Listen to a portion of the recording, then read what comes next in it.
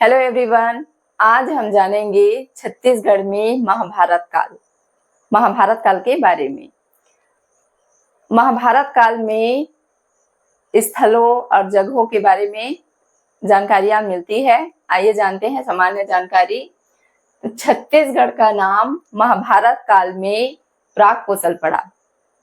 प्राक कोसल पड़ा सहदेव द्वारा विजित क्षेत्र, ठीक है, जो सहदेव द्वारा विजित क्षेत्र यानी पांचों भाई पांडव में से एक था। छत्तीसगढ़ का नाम क्या था महाभारत काल में? प्राक कोसल, ठीक है, जो सहदेव द्वारा जीता गया था।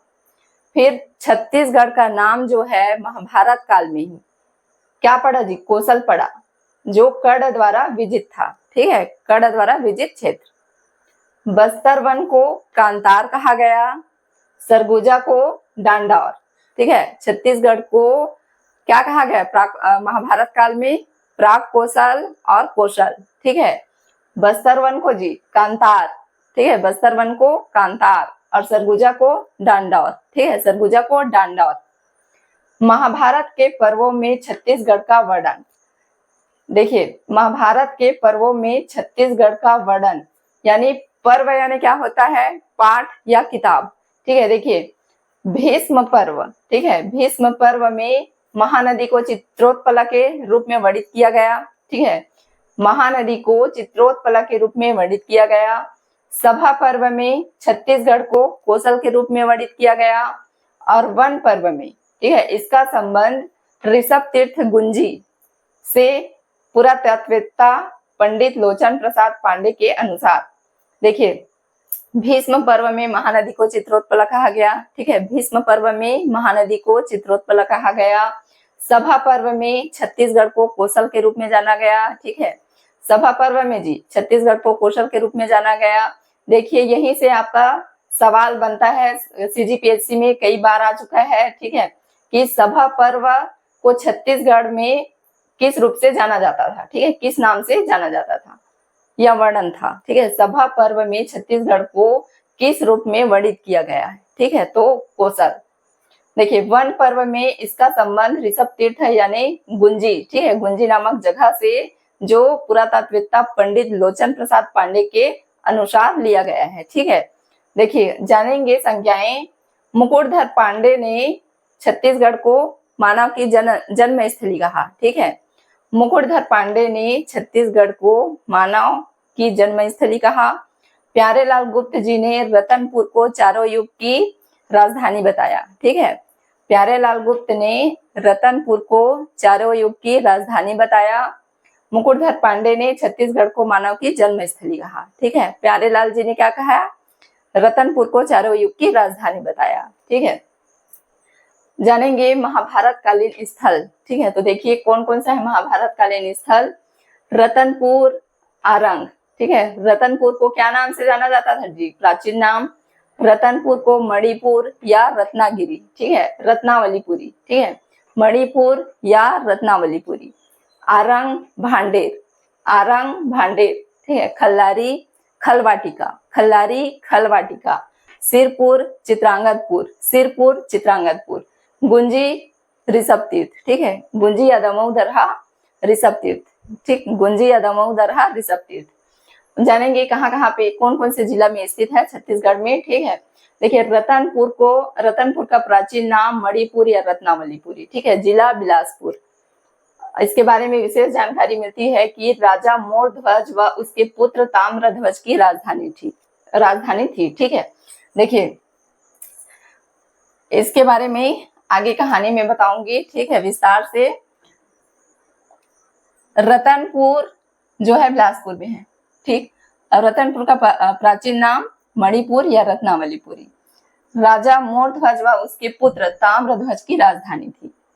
आरंग को भांडेर कहा गया, ठीक है, रायपुर में है आरंग। कहाँ है जी? रायपुर में है, जो मोरध्वज की कथा से संबंध है, ठीक है। आगे इसका कहानी समझ में आएगा, ठीक, आगे जानेंगे कहानी से। खल्लारी खलवाटिका महासमुंद में है, ठीक है, महासमुंद में क्या है? क्या क्या विशेष जानकारी मिलती है? लाछागृह, भीमखो, भीम के पद चिन्ह, ठीक है, लाछागृह, भीमखो, भीम के पद चिन्ह। गुंजी या दमऊ दरहा ऋषभ तीर्थ, ठीक है, कहा गया गुंजी या दामोदरा का प्राचीन नाम ऋषभ तीर्थ, ठीक है, जो शक्ति जिला में है। कहाँ पर है जी? शक्ति जिला में है। महाभारत के वन पर्व में वर्णित है। किसमें? महाभारत के वन पर्व में वर्णित है, ठीक है। तो पुरातात्विकता पंडित लोचन प्रसाद पांडे जी द्वारा लिया गया था, ठीक है। गुंजी या दामोदरा नामक जगह से मिलता है, ठीक है, भारत के वन पर्व में वर्णित है। आगे आरंग से जुड़े महाभारत कालीन किंवदंती, ठीक है, जानेंगे आरंग से जुड़े महाभारत कालीन कहानी क्या क्या है। देखिए, महाभारत युद्ध के समाप्ति के पश्चात, ठीक है जी, महाभारत युद्ध के समाप्ति के पश्चात श्री कृष्ण जी के कहने पर पांडवों द्वारा अश्वमेध यज्ञ की आयोजन किया गया, ठीक है। अश्वमेध यज्ञ का आयोजन किया गया।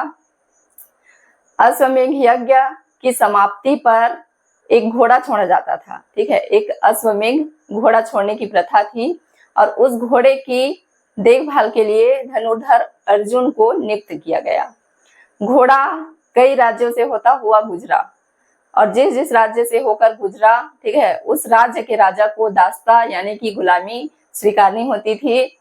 घोड़ा दौड़ता गया और अंत में जाकर रतनपुर राज्य की सीमा पर जा पहुंचा, ठीक है।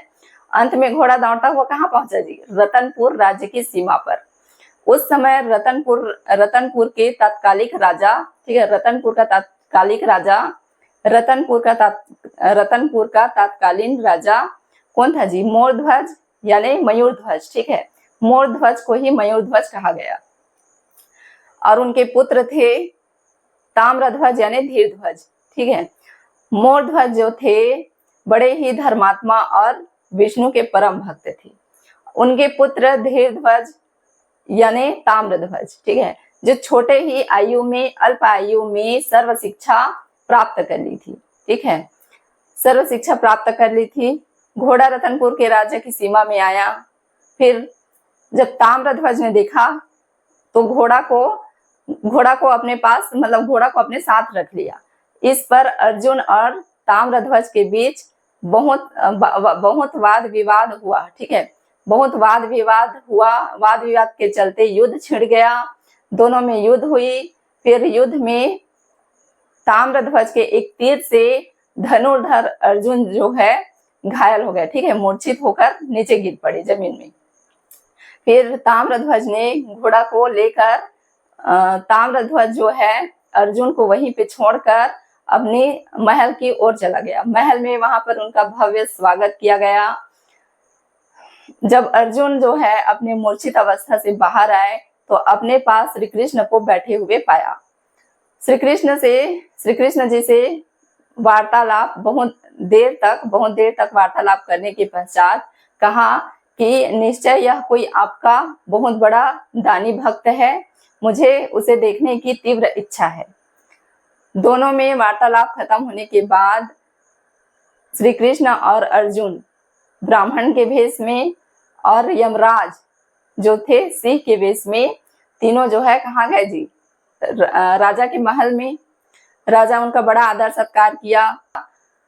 फिर सिंह के भोजन के लिए श्री कृष्ण ने कहा कि मेरा सिंह जो है सिर्फ मनुष्य का मांस भक्षण करता है, यदि राजा रानी अपने इकलौते पुत्र को मेरे सिंह के लिए दे तो ही मुझे यह स्वीकार होगा।